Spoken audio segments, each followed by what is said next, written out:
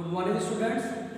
Today we are going to discuss about Coulomb's law in the online classes of SS Painter College Ayodhya, and we have previously discussed about the charges and their properties.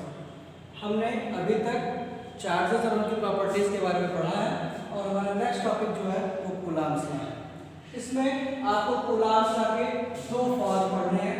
Number एक scalar law और दूसरा vector. Scalar law में हम केवल magnitude की बात करेंगे और वेक्टर लॉ में हम पूरा फोर्स के मैग्नीट्यूड और डायरेक्शन दोनों की बात करेंगे। ये दोनों लॉज क्यों अलग अलग हैं? क्योंकि यहाँ पर हम केवल मैग्नीट्यूड की बात करते हैं और यहाँ पर हम मैग्नीट्यूड और डायरेक्शन दोनों को बताते हैं। मेन हमारा कूलॉम्स लॉ यही है, ठीक है।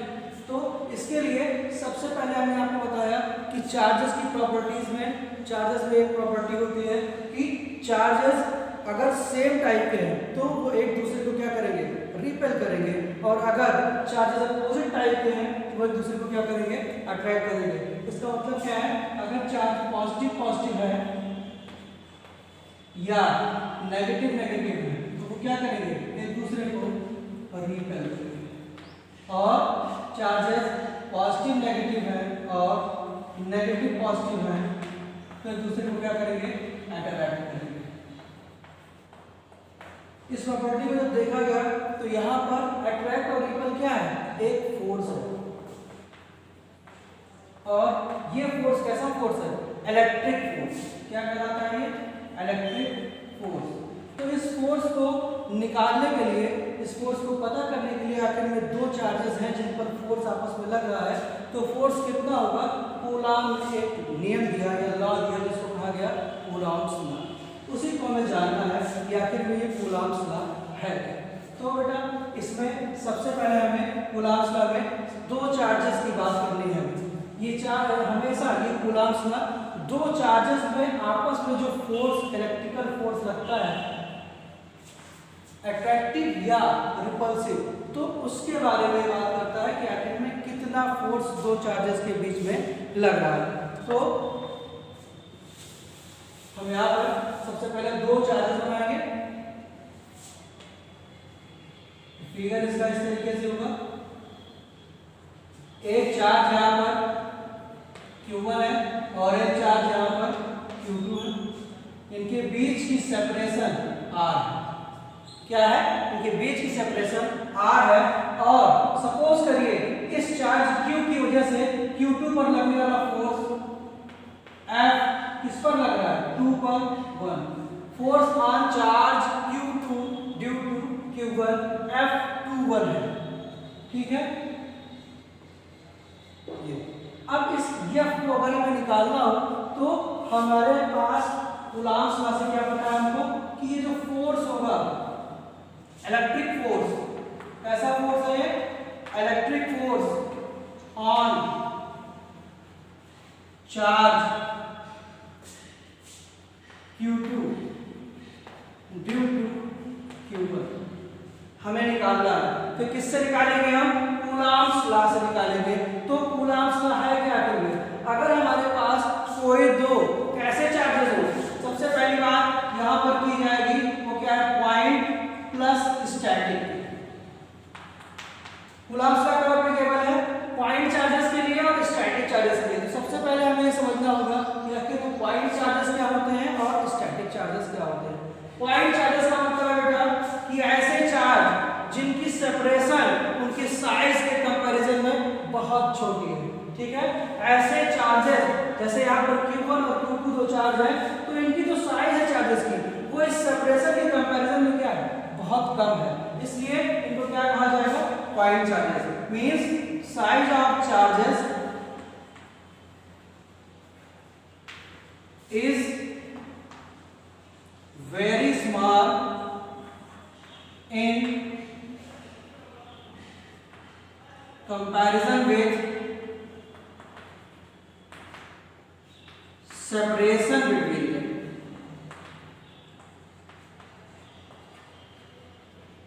इन दोनों चार्जेस के बीच की सेपरेशन जो है उससे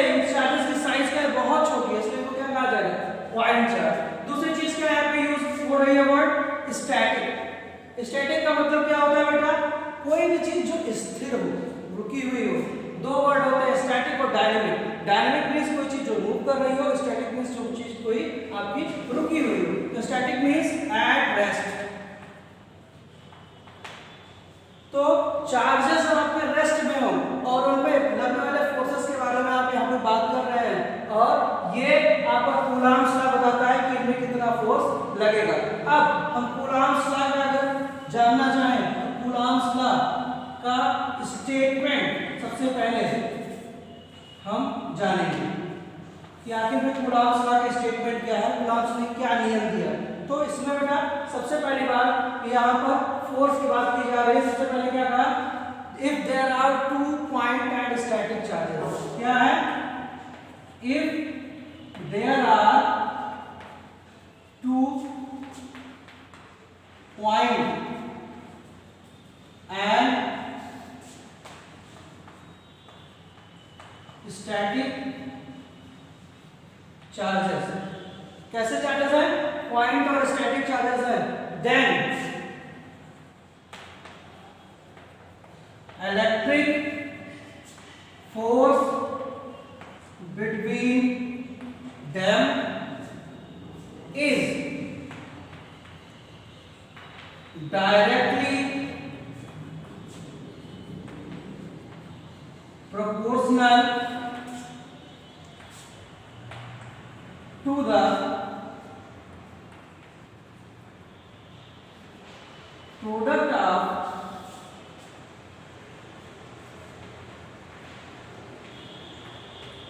magnitude of charges and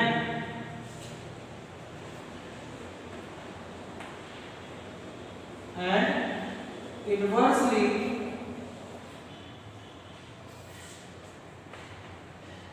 proportional to the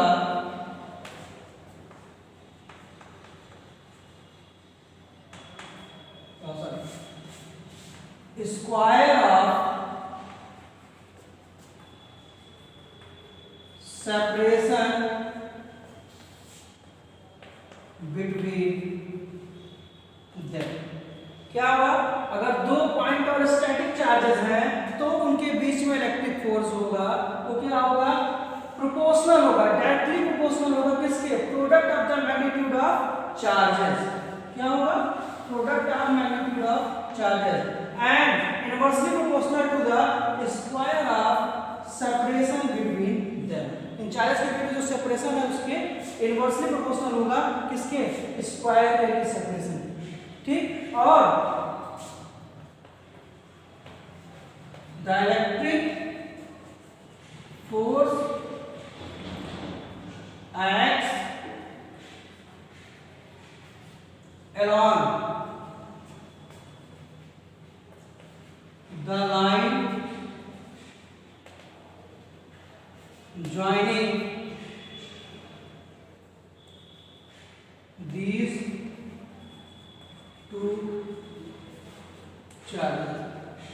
आप इसको नोट कर सकते हैं कि ये आपका कूलॉम्स लॉ क्या है। सबसे पहला यहाँ पर दो पॉइंट और स्टैटिक चार्जेस होंगे, उनके बीच में इलेक्ट्रिक फोर्स होगा, वो डायरेक्टली प्रोपोर्शनल होगा product of the magnitude of charges, और इनवर्सली प्रोपोर्शनल होगा उनके सेपरेशन के स्क्वायर। और ये फोर्स हमेशा जो लाइन ज्वाइन करेगी दो चार्जेस के, उनके हमेशा क्या होगा? उसी के अलाउंग होगा। अब अगर हम यहाँ पर फिगर में देखें तो ये आपका Q1 चार्ज है और Q2 चार्ज है, इनके बीच की सेपरेशन क्या है? R है। तो अगर हम इलेक्ट्रिक फोर्स की बात करें तो वो क्या होगा? सपोज करिए ये F ही अगर हम ले लें, ये हम कैपिटल Q ले लें, जिसको आप क्या कहेंगे? कौन सा चार्ज बोलेंगे? इसको सोर्स चार्ज बोलेंगे, क्योंकि इसकी वजह से कहां पर हम फोर्स को देख रहे हैं? Q चार्ज पर। इसको हम क्या कहेंगे? आपका ये आपका टेस्ट चार्ज होगा। ठीक है। तो टेस्ट चार्ज पर जो फोर्स लग रहा है उसको हम देखना चाहेंगे तो वो क्या होगा? अगर कूलॉम्स लॉ को हम इस फिगर पे लगाएं तो आपका फोर्स F इसके प्रोपोर्शनल होगा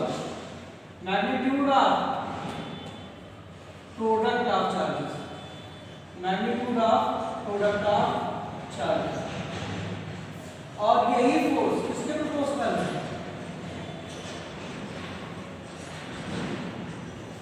1/r²। तो अगर हम इस पर ध्यान दें, ये फोर्स इस पर भी डिपेंडेंट है और यही फोर्स इस पर भी डिपेंडेंट है, तो अगर हम दोनों को साथ में लिखें तो this force F will be equal to, will be proportional to Q by r²। ठीक है, और अगर हम प्रोपोर्शनलिटी का साइन लगाते हैं तो वहां पर क्या आएगा, एक इक्वल का साइन आएगा और K आएगा, K into Q by r²। ठीक है, ये कौन सा फोर्स है आपका, यही आपका इलेक्ट्रिक फोर्स है जो कि कूलॉम्स लॉ से निकलता है। इसी को हम क्या कहते हैं, कूलॉम्स लॉ। और ये कूलॉम्स लॉ का कौन सा फॉर्म है, स्केलर फॉर्म। स्केलर फॉर्म क्यों कहा गया, क्योंकि अभी हमने फोर्स की डायरेक्शन की बात नहीं की है, क्योंकि आपका ये कूलॉम्स लॉ हमेशा पूछा जाता है तो vector form of Coulomb's law, scalar form of Coulomb's law को पूछा जाता है। आप कंफ्यूज ना हो, यहाँ पर फोर्स है तो स्केलर कैसे हो सकता है, ये बात सही है, लेकिन यहाँ पर फोर्स के मैग्नीट्यूड की केवल बात की गई है, इसलिए क्या है, स्केलर फॉर्म कहा जाता है। ठीक, नेक्स्ट अगर आप यहाँ पर देखें तो K क्या है, K इज कांस्टेंट। कैसा कांस्टेंट है, प्रोपोर्शनलिटी कांस्टेंट है, और इसकी वैल्यू लगभग बराबर किसकी होती है, 9 × 10⁹ ठीक है, 9 × 10⁹ के बराबर होती है, और ये इसको लिखते हैं 1/4πε0। ठीक, 1/4πε0 में आपको ये दिख रहा होगा कि एक क्वांटिटी ε0 है, 4π तो कांस्टेंट है, आपकी कौन सी क्वांटिटी है, ε0। ठीक है, यहाँ पर इसकी यूनिट भी चाहे तो लिख सकते हैं, न्यूटन मीटर स्क्वायर पर कूलॉम स्क्वायर। कूलॉम इसकी यूनिट है आपके चार्जेस। ठीक है, तो यहाँ पर अगर आप देखें तो ε0 क्या है, ε0 is called permittivity of free space. किसकी परमिटिविटी है, फ्री स्पेस की। मींस आपका फ्री स्पेस कितना इलेक्ट्रिक फोर्स को अलाउ कर रहा है, वही क्या हुई आपकी परमिटिविटी। और इसकी वैल्यू होती है ε0 = 8.85 × 10⁻⁻12 कूलॉम स्क्वायर पर न्यूटन मीटर स्क्वायर। ठीक है, ये आपका ε0 हुआ। तो अगर इस फॉर्म में हम रखें तो F की वैल्यू आपकी क्या आ जाएगी, your F will be equal to 1/4πε0 Q/r²।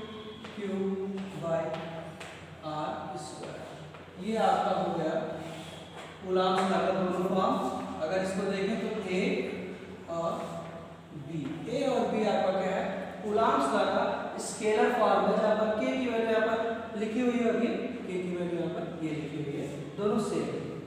Next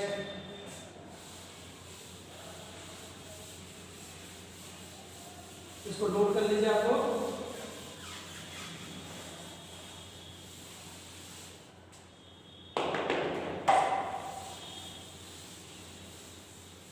अब हम वेक्टर फॉर्म की बात करें कि कूलॉम्स लॉ का वेक्टर फॉर्म क्या होगा, तो यहां पर चार्जेस को बनाते हैं, और कौन से, Q और स्मॉल। ठीक है, अब हमें निकालना क्या है, इलेक्ट्रिक फोर्स। इलेक्ट्रिक फोर्स निकालना है अगर आपको, तो सपोज करिए ये दोनों चार्जेस क्या है, पॉजिटिव पॉजिटिव है, तो क्या करेगा, रिपेल करेगा। इसका मतलब क्या, फोर्स बाहर की तरफ लगेगा। तो ये आपका फोर्स हो गया क्या, फोर्स Q। ठीक, इस चार्ज का पोजीशन वेक्टर है r1, इस चार्ज का पोजीशन वेक्टर है r2। ठीक, और ये O क्या है आपका, रेफरेंस पॉइंट। ऐसा पॉइंट जहां से हम सारे डिस्टेंसेस को मेजर करते हैं, वेक्टर ने आपको बताया गया है कि वो पॉइंट रेफरेंस पॉइंट होता है। और ये r1 क्या है, एक ऐसा वेक्टर है जो कि O से इस पॉइंट तक गया है, इस पोजीशन तक गया है, और आपकी Q की लोकेशन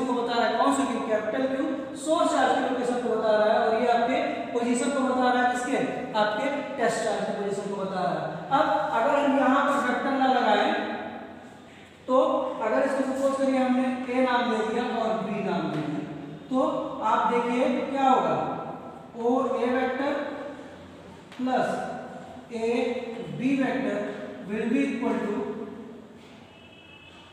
ओ बी वेक्टर। हमें निकालना क्या है, हमें ये वेक्टर निकालना है क्योंकि इसी के अलांग आपका कूलॉम्स लॉ में फोर्स लगेगा। तो A B vector will be equal to O B vector minus O A vector, और ओ बी वेक्टर अपन क्या है R2 माइनस R1 वेक्टर, और ए बी वेक्टर को हम मान लेते हैं vector R, resultant of R1 and R2, this is vector. ठीक, कोई प्रॉब्लम इसमें नहीं, ये आपका वेक्टर निकल गया। अब हमें फोर्स को निकालना है, फोर्स को निकालना है तो कूलॉम्स लॉ से आपका फोर्स आ चुका है F is equal to 1/4 pi epsilon naught into Q by R square. यही यहाँ पर हम लिखते हैं, तो यहाँ पर लिखने का तरीका क्या होगा, force on charge small q due to charge capital Q। अगर हम यहाँ पर देखें तो ये फोर्स आपका F किस पर लग रहा है, स्मॉल q पर, किसकी वजह से लग रहा है, कैपिटल Q की वजह से, इज इक्वल टू k की वैल्यू आप 1/4 पाई एप्सिलॉन नॉट रखिए, चाहे k रखिए, तो हम यहाँ पर 1/4 पाई एप्सिलॉन नॉट ही रखते हैं, 1/4 pi epsilon naught into q by vector form में यही ध्यान रखना है, क्या था r स्क्वायर, r वेक्टर का नॉट स्क्वायर हो जाएगा इनटू r कैप। अब ये r कैप क्या है, r कैप है डायरेक्शन अलोंग वेक्टर r। इन दोनों को चार्जेस को मिलाने वाली जो लाइन है, जो ये लाइन है, उसके अलोंग फोर्स लगेगा, ये आपको बताया जा चुका है कूलॉम्स लॉ में। और आपका ये जो वेक्टर r है वो रिप्रेजेंट कर रहा है उसको, तो यहाँ पर वेक्टर r आएगा। ये r कैप क्या है, r cap is a unit vector, इसको चाहे तो आप लोग नोट कर लीजिए, ये सब आपको वेक्टर में पढ़ाया गया होगा 11th में। r cap is a unit vector, और r कैप की वैल्यू बेटा क्या होती है, r cap is equal to vector r upon mod of vector. ठीक है, अगर इसको r वेक्टर के फॉर्म में लिखना है तो हमें लिखना क्या पड़ेगा, r वेक्टर का अगर फॉर्म यहाँ पे रखें तो r वेक्टर बराबर क्या हो जाएगा, r कैप बाई r। ठीक है, तो अगर हम इसको रिप्लेस करना चाहें r वेक्टर से, तो r vector will be equal to क्या होगा बेटा, r cap r mod into r cap. अगर हम इस चीज को रिप्लेस करें तो क्या हो जाएगा, f q is equal to 1/4 pi epsilon naught into capital Q into small q upon vector r square into r cap की वैल्यू क्या है, r upon vector r upon r not. अगर इसको रिप्लेस करें तो f q will be equal to 1/4 pi epsilon naught into q by ये multiply हो जाएगा, तो q into vector r।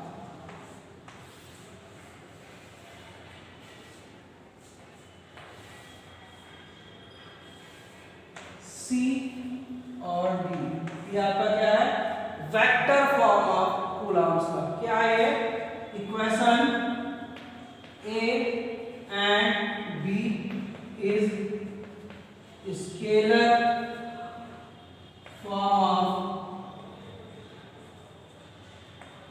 Coulomb's law, और C and D is vector form of Coulomb's law। अब हम इसके बाद आप यहाँ पर देखेंगे कि कूलॉम्स का यहाँ पर दो ही चार्जेस हैं। हम रिमार्क के बारे में कुछ डिस्कस करेंगे। यहाँ पर आपने देखा कि फोर्स इधर लग रहा है, हम कैसे डिसाइड करेंगे कि फोर्स हमारा किस तरफ लगेगा? इसको डिसाइड करने के लिए एक रूल है, आपका फोर्स अगर अट्रैक्टिव है या रिपल्सिव है तो उसके लिए आप रूल लगा सकते हैं कि आपके चार्जेस Q1, ऐसा कि आपने ले रखा है चार्ज Q एंड Q ले रखा है। अब इनके बारे में हम डिस्कस करेंगे, इनका प्रोडक्ट क्या आता है, उस हिसाब से हम इस फोर्स की डायरेक्शन को रखते हैं। कैसे? अगर आपका Q और Q है तो नंबर 1 रिमार्क अगर आप देखें, Q और Q का product means Q into Q is equal to positive. Positive का मतलब आपके दोनों चार्जेस सेम नेचर के, कैसे? पॉजिटिव पॉजिटिव और नेगेटिव नेगेटिव। तो आपका फोर्स कैसा लगता है? आपका रिपल्सिव फोर्स लगता है। और रिपल्सिव फोर्स लगेगा तो यहाँ पर अगर आप फोर्स की डायरेक्शन को डिसाइड करें, रिपल्सिव फोर्स लगेगा किधर लगेगा? बाहर की तरफ, सोर्स चार्ज से आपके टेस्ट चार्ज की ओर। किधर लगेगा? Source from source charge to test charge, या ऐसा भी कह सकते हैं along test charge from source charge. दो चीजें बोल सकते हैं। यहाँ पर अगर Q1 और Q2 का प्रोडक्ट क्या है? पॉजिटिव। दोनों चार्जेस सेम नेचर के हैं, इसलिए जो फोर्स होगा वो रिपल्सिव होगा और हमेशा सोर्स चार्ज से बाहर की तरफ या सोर्स चार्ज से टेस्ट चार्ज के तरफ लगेगा।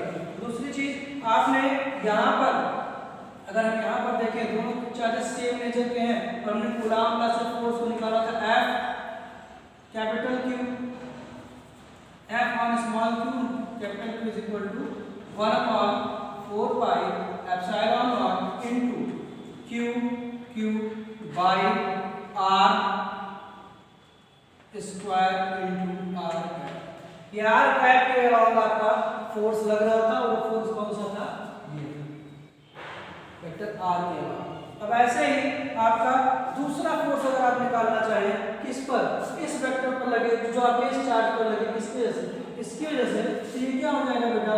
F on capital Q due to small q is equal to 1 upon 4 pi epsilon naught into Q by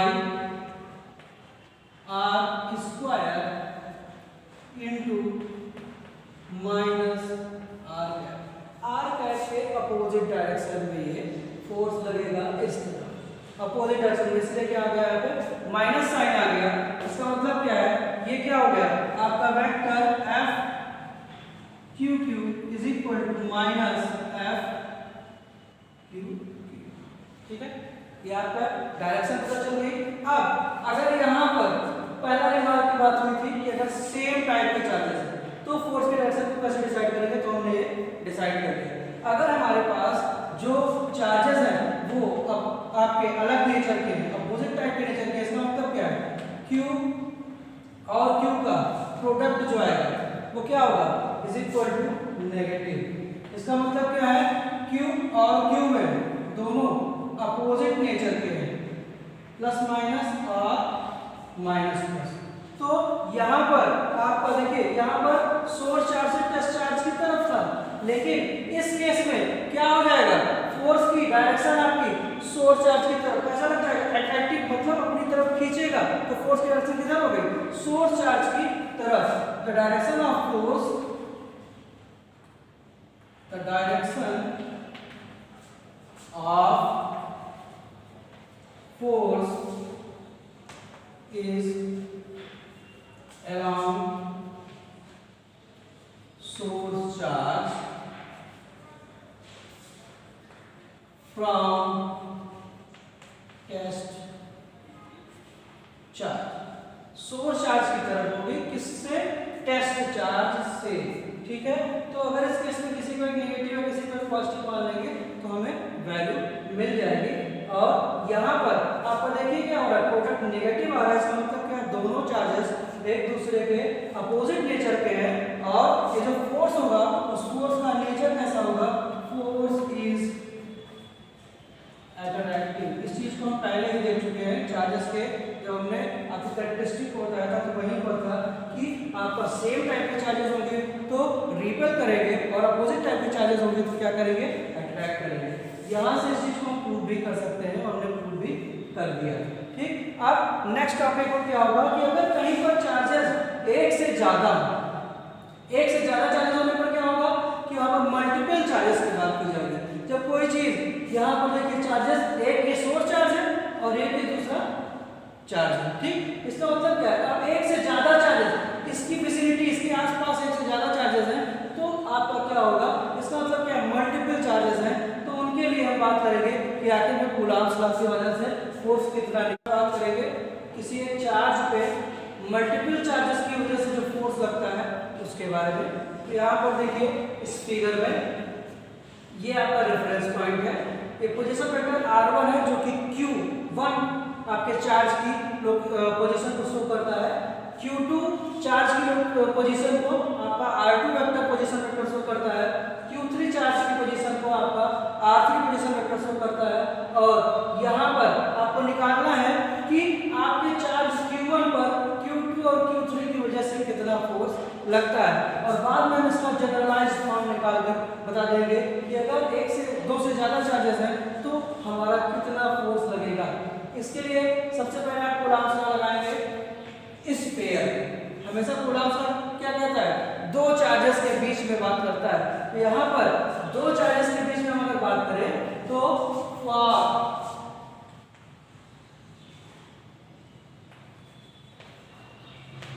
electric force on charge q1 due to q2 we have F किस charge पर लग रहा है, 1 पर, किसकी वजह से, 2 की वजह से, force on charge 1 due to 2 is equal to 1 upon 4 pi epsilon naught into q1 q2 by vector सीधे मैं लिख रहा हूं यहाँ पर vector BA square into BA है। अभी हम इसको फाइंड आउट करेंगे जाके भी ये होगा। अगर यहाँ पर देखिए कि r1 है या r2 है तो वेक्टर BA क्या होगा, r किधर से जा रहा है, 2 से 1 तक, it is equal to r2 minus r1। ठीक है, अगर हम देखें तो क्या होगा आपका O B plus B A is equal to OA। तो हमें निकालना क्या है, BA vector is equal to OA vector minus OB vector. और BA वेक्टर है क्या, 2 से 1 तक, चार्ज 2 से चार्ज 1 तक, तो क्या हो जाएगा R, इसको हम शो कर दें 2 से 1 2 1 is equal to R2 minus R1। ये आ गया आपका। तो यहाँ पर आप लिख सकते हैं it will be equal to 1/4 pi epsilon naught into q1 q2 i r, कौन सा वेक्टर होगा बेटा, 2 1 square into r 2 1 f 1। Similarly अगर आप सिमिलर फॉर्म में चले, सिमिलरली आपको क्या मिलेगा, force on charge q1 due to q3। Charge q1 पर q3 की वजह से जो फोर्स लगेगा वो निकाल सकते हैं किससे, कूलॉम्स लॉ से।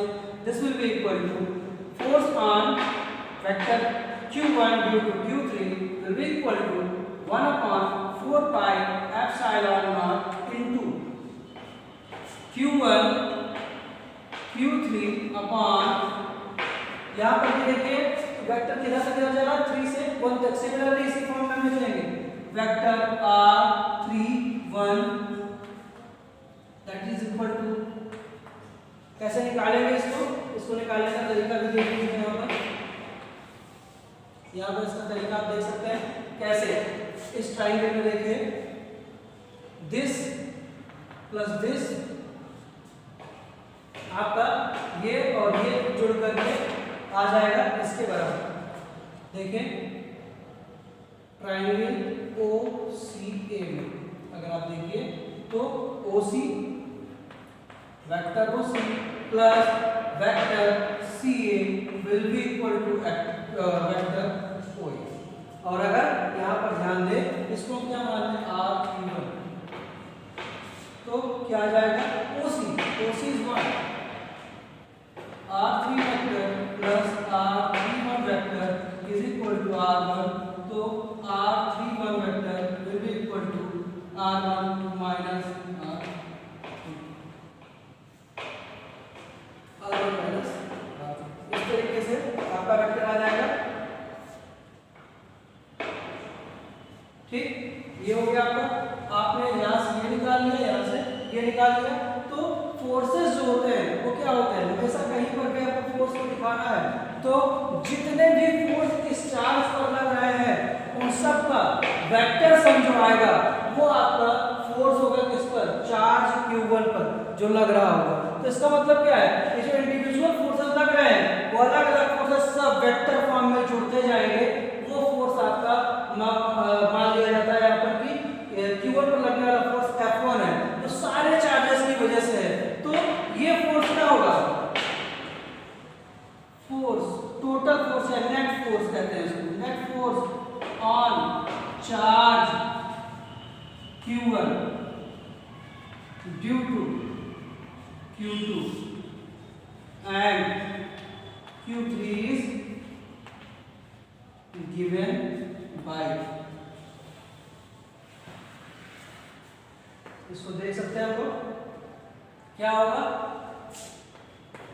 F1 और एक इसके बराबर होगा F12 प्लस F13 इसके बराबर। और अगर हम इसको ध्यान से देखें तो क्या हो जाएगा, F1 is equal to F12 is what, this much 1/4 pi epsilon naught into Q1 Q2 by R21 square into R21 cap plus 1/4 pi epsilon naught Q1 Q3 upon R31 square into R31 cap। ये हो गया, ठीक है। तो आपका force F1 किसके बराबर आ जाएगा, it will be equal to 1/4 pi epsilon naught into Q1 Q2 upon R21 square into R21 cap plus,